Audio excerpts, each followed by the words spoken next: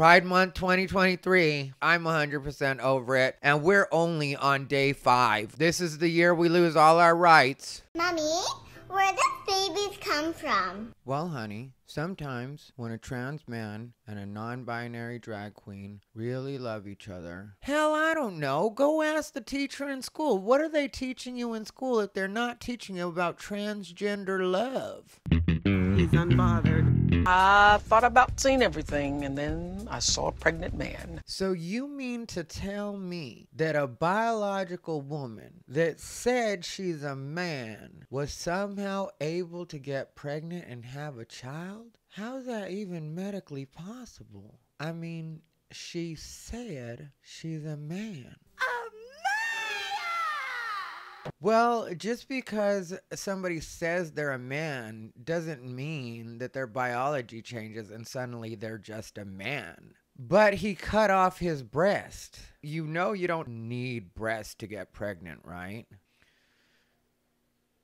What's up, everybody? Rivera here, the absolute best LGBTQ comedian in the world. Before we get started, I'm just going to ask that you like, comment, and subscribe. If you want to help me out on the algorithm, but you don't know what to comment, just go ahead and leave a knife, because we both know they're definitely coming after my neck for this one. Well, everybody, meet Logan Brown. This is Glamour UK's Pride cover model, which I'm not really sure what's happening anymore. I don't know how far we're all gonna sink into the land of make-believe, but here we are, so we might as well enjoy the tour together. It's more than one particular thing happening, and I'll do my best to explain what's going on here. This guy, Logan Brown, got pregnant by a non-binary drag queen, which, if you're doing drag, you're dressing in women's clothing all the time, saying you're non-binary kind of goes without saying. I know that non-binary is an identification, but at the same time, they just try to make it seem like it's something special when really it's not anything special. You've got a biological woman that identifies as a man and a biological man that identifies as a non-binary drag queen. That doesn't make it anything different than just a woman and a man having sex and ending up with a baby. I don't know why we're supposed to act like this is something groundbreaking. Pregnant men are nothing new. Oprah introduced us to our first pregnant man in 2008. What's that, 15 years ago? So 15 years ago, we met Thomas. I'm not Thomas anymore, I'm Daddy.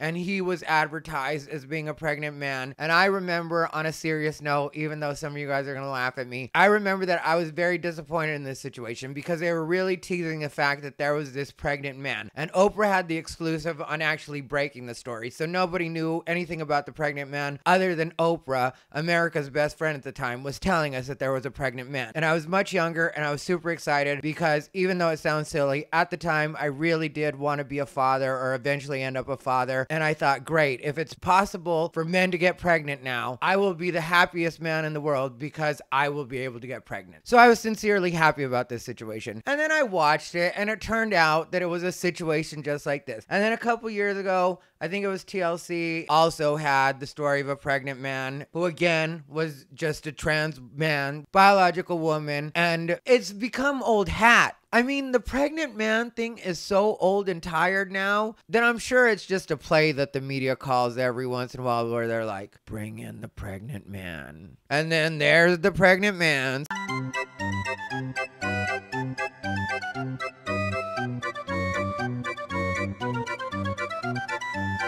Some fat bitch that got her tits cut off. We just need to stop.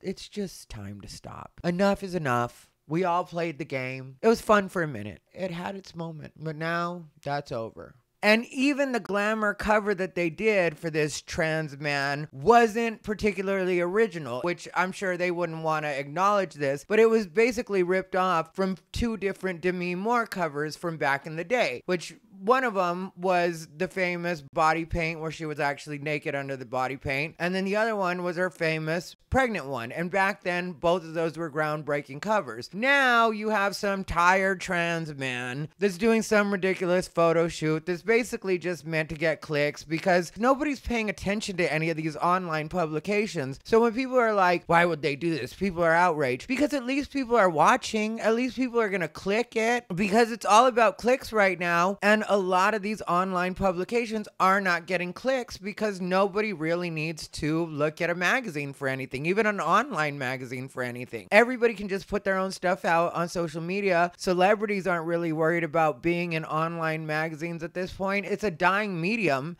And so they're just looking for a way to possibly get somebody to pay attention so they can still sell ad space. The mainstream media at this point, or what used to be considered mainstream media, no longer has any real cachet. So if they can take some trans person and put them on the cover, even if it's a bullshit story and everybody's going to get mad at it, it's better than nobody paying attention to their stuff. It's like they say, bad attention is better than no attention. So I don't know why anybody falls for it anymore. If I were the average person, I'd just be like, girl, this is old hat. I don't know why you're still trying to sell this pregnant man BS, but I'm not falling for it. This is not a pregnant man. This is a trans man that was a biological woman and now happens to be pregnant. It's really not that big of a deal. And the father is a mess too, a drag performer named Bailey Mills that I don't even know what's happening with these people anymore. Now he's going to be putting out a book. The name of the book is called My Daddy's Belly, The Miracle of Male Birth. There's no miracle and there's no male birth. It would be a miracle if I got pregnant. I was born a male. I know every once in a while I'll read in my comments that somebody will think I'm trans, which I don't have a problem with people thinking I'm trans. But at the same time, I don't know where anybody really got that idea. So with my biology, if I were to somehow end up pregnant, that would be a miracle. That would be okay, I don't know what happened here. I don't know how to explain it. I live in Texas, so I'm keeping the baby. I'm not allowed to get an abortion. I don't think that stops if you're a pregnant man and it's a miracle. I think you're just not allowed to get an abortion. I could be wrong about that. I don't know. I'm not going to be looking for a baby, so there's a good chance I won't know I'm pregnant until I have the baby on the toilet like some of the fat bitches. Maybe I shouldn't say that. But yeah, every once in a while there's a fat bitch that doesn't know she's fucking pregnant. And we all have to pretend like, that's a miracle. No, that's a toilet baby. And in the article, he also says that he feels like he had lost all the manhood that he built up. Don't worry, sister. You didn't build up any manhood. I'm so tired of trans people making it seem like they had really built up manhood or womanhood. I've been friends with so many trans people that weren't going through any of this, where they thought that they had built up either manhood or womanhood. That's something that you develop over years of being what it is you are. There's certain things that do happen when you're a young guy or a young girl that does kind of buy you into what would be manhood or womanhood. It's not something that you would just adopt. No matter how long you identify as a sex that isn't the sex that you were born, you'll never fully get it down. You'll never fully understand it because it is something that just comes from life experience. Like, people talk about lived experience all the time. Trans people specifically talk about lived experience all the time. And it's like, you'll never actually live the experience of being a man or a woman if you weren't born a man or a woman. There are so many things biologically that go with being a man or a woman. And you can argue that gender is a social construct or whatever you want to argue. Feel free to argue it. Feel free to say it. Feel free to say it down in the comments, because I know some of you are going to. People get mad at me like I'm lying about the way things work. But the truth is, a trans man will never be able to tell me, an actual man, what it's like to be a man, because you haven't gone through the experience of actually being a man. Just like me, I can talk to women about what my observations are of seeing women, but the truth is, I don't know what it is to be a woman. I will never know what it is to be a woman. So for me to tell a woman what it is to be a woman, or even try to argue that with them, or be like, let me tell you about my womanhood, my earned womanhood, it's like, you don't have womanhood. You haven't experienced what women go through on several levels, and that goes for male and female. There are just certain experiences that we go through when we're coming up that really shape us into what it is that we become. Even what society thinks of us or expects of us from a young age is different. So while I respect the trans experience as being its own thing, I'm not ever gonna buy it as being the same as what biological male or female goes through, or what a biological male or female experiences. So please stop trying to make it seem like there's some kind of miracle happening, or there's something that we're really learning at this point. It's cool for you to be you. It's cool for you to walk your own path and say, this is my experience as a trans man. But to make it seem like this is your experience as a man, you're just not. That's not what you are. And if having a baby, if getting pregnant, like, let me tell you something I've never been able to say as a man, and I am 100% a gay man, have been out my entire adult life. Not a gold star gay though. I have never been able to say, and will never be able to say, that somebody penetrated me vaginally. If you can say that somebody penetrated you vaginally, you are not a man. If you can say that you got pregnant, you are not a man. It's as simple as that. And I know that trans activists want to make it really confusing and act like, well, there have been peer-reviewed studies that have said what? Exactly what have these peer-reviewed studies said that tells you that you think you are now biologically a male, but somehow you got pregnant? No. What it is we have been too nice in this society in humoring people and letting you identify as something that you are not and that you are never going to be. The reason that this person got pregnant is because she's a lady. Whoa, whoa, whoa, she's a lady.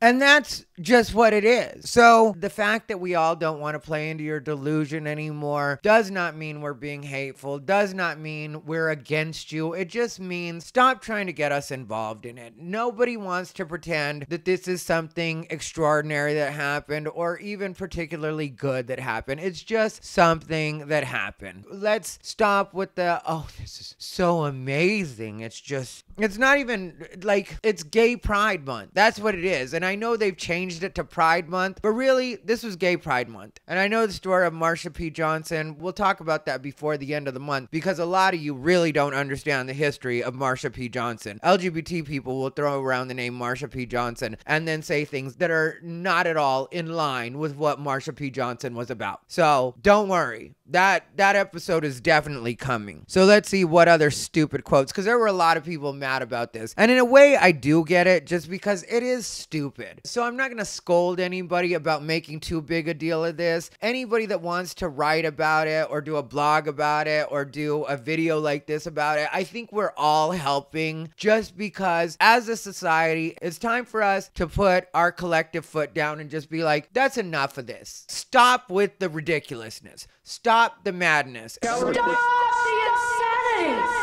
As Susan Powder would say. I know I'm dating myself by saying Susan Powder, but that's what it is. So it seems like more than anything, though, this couple is about TikTok, and social media clout seems to be what it really is about with these people. But it's a few really dumb quotes. One quote from Logan Brown, that's the pregnant man. I am a trans pregnant man, and I do exist. No matter what anyone says, I literally am living proof. Whoever I say I am is exactly who I am. No one can ever take that away from me. No, actually, the fact that you got pregnant, that is nature or the universe or God or whatever you consider your higher power to be, reminding you that no matter what you call yourself or what you do or what testosterone you've taken in the past, you're always going to be a female. And there's nothing hateful or unsupportive about saying that. Actually, it is fully supportive to just say,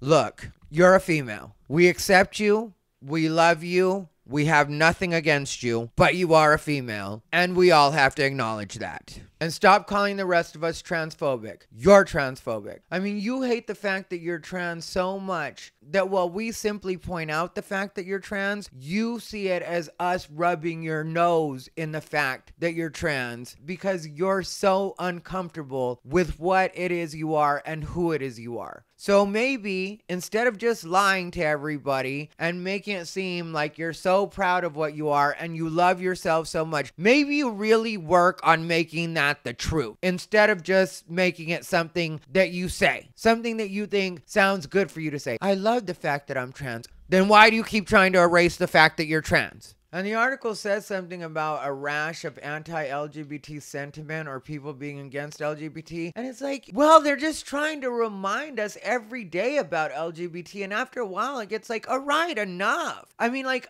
I keep saying it, but I, as a gay man, and there's a lot of other LGBT that are tired of hearing about it too. So if we're tired of hearing it as other LGBT, why do you think that straight people would feel any different? Anyway, let me know what you think down below in the comments. This has been Ty Rivera, the absolute best LGBTQ comedian in the world.